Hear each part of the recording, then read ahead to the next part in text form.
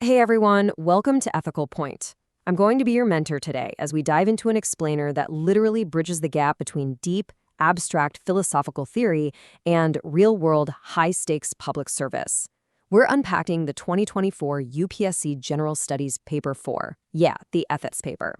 If you're an aspiring civil servant or honestly just a professional trying to master complex decision-making, you already know ethics isn't just about being a good person. It's about navigating those really tricky, messy, gray areas. So let's step right into the shoes of an administrator and decode this whole thing together.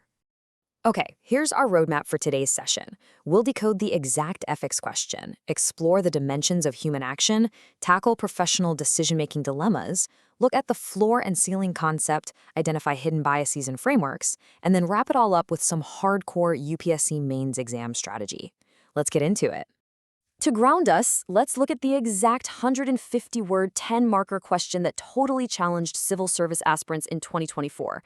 It asks, explain key dimensions of ethics influencing human actions and how they shape decision-making in professional contexts. 10 marks, 150 words.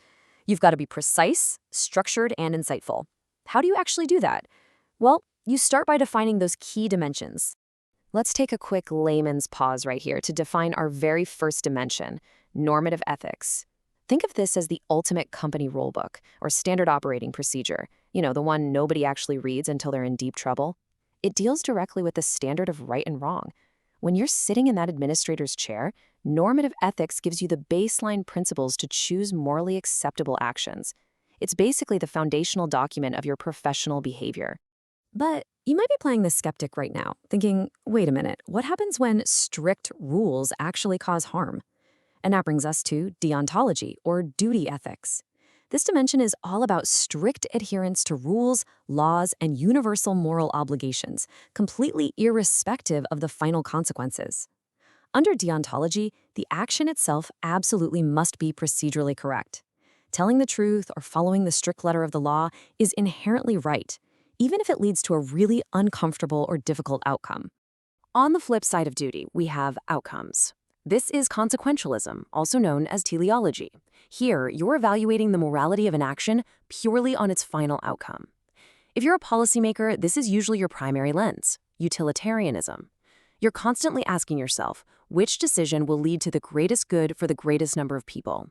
It's all about maximizing overall public welfare. And this perfectly illustrates the ultimate administrative dilemma. On one hand, you've got strict, duty-based rules. On the other, outcome-based results. Imagine a super realistic scenario. You're a civil servant dealing with a vulnerable citizen who, sadly, lacks the proper paperwork for a life-saving government scheme. The strict rule, deontology, says you must reject their application. But your drive for the greatest good, teleology, says you literally have to help them. Balancing this friction, that is the absolute core of professional decision-making. So when rules and outcomes violently clash, where do you turn? Well, you turn inward. Moving beyond just rules and outcomes, we hit virtue ethics. This dimension focuses heavily on internal character traits like honesty, integrity, and courage. Instead of agonizing over, what should I do? Virtue ethics asks, what kind of person should I be? This acts as the overarching company culture or the personal integrity of the civil servant, guiding you when the rulebook is just completely blurry. But we absolutely cannot forget the emotional and psychological dimension, specifically the ethics of care. Look, we are public servants, not robots. The ethics of care prioritizes empathy and the maintenance of healthy, supportive relationships over cold, mechanical rules. It ensures that in our relentless pursuit of efficiency or compliance, we don't accidentally lose our humanity. Empathy and moral emotions are exactly what prevent purely technocratic, heartless business decisions. Okay, so how do all these theories actually come together in real life? Think of professional ethics like a building. In any organization, deontology, the rules, provide the floor. You literally cannot drop below the law. Teleology, the outcomes, provide the direction. That's the public welfare you're aiming for. And virtue ethics, your character traits, provide the ceiling. They elevate your work. Together, these three dimensions seamlessly integrate to structure and solve the absolute toughest public service dilemmas. Let's briefly jump to the corporate sector to see how this builds into actionable frameworks. Corporations and policymakers use the ESG framework to navigate these exact dimensions. Step 1. Environmental impact. That's looking at long-term consequences, our teleology. Step 2, social responsibility and equity, ensuring fairness based on normative principles. And step 3, governance and transparency, upholding institutional integrity through virtue ethics. This is exactly how modern firms measure long-term societal impacts, rather than just chasing short-term profits. All right, time for a quick practice scenario. I want you to step directly into the shoes of the decision-maker here. A manager bends a procedural rule to favor a super hardworking but technically unqualified employee for a big promotion. Think about it. What hidden bias is actually driving this dilemma?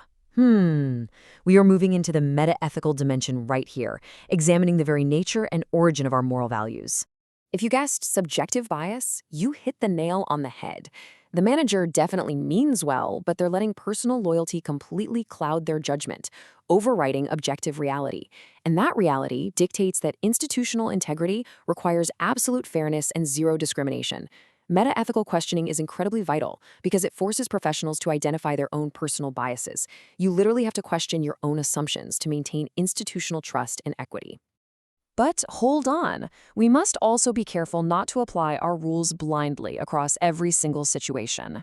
That introduces the socio-cultural dimension. This provides a very context-specific understanding of right and wrong. It ensures that justice is actually adaptable to local realities and norms. Why is this so crucial? To prevent ethical absolutism, the super dangerous idea that one strict rule perfectly fits every diverse cultural setting. Understanding this dimension ensures an equitable distribution of benefits in a beautifully diverse society like India.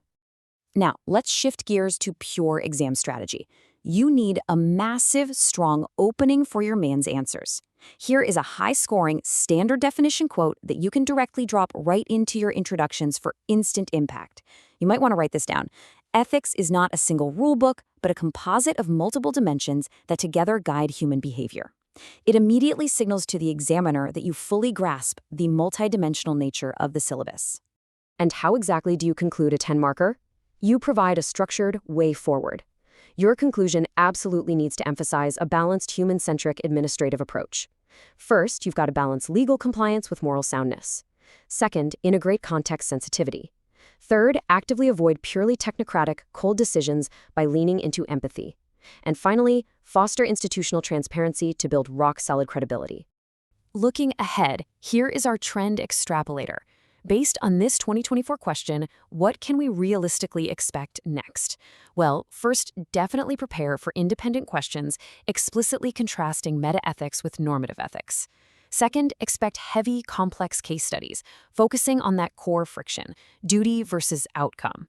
And third, keep a close eye out for questions demanding the direct application of the ethics of care and governance. They'll be testing if you truly understand the emotional dimension of public service. To wrap up this explainer, I want to leave you with a final, slightly provocative thought to grapple with as you study. Between the strict deontological duty to follow the rules and the heavy teleological burden of the final outcome, which dimension poses the greatest threat to a modern professional's integrity if it's mismanaged? Think deeply about that tension, because mastering that exact balance is what will make you an exceptional leader. Thanks so much for joining me on Ethical Point, and keep analyzing.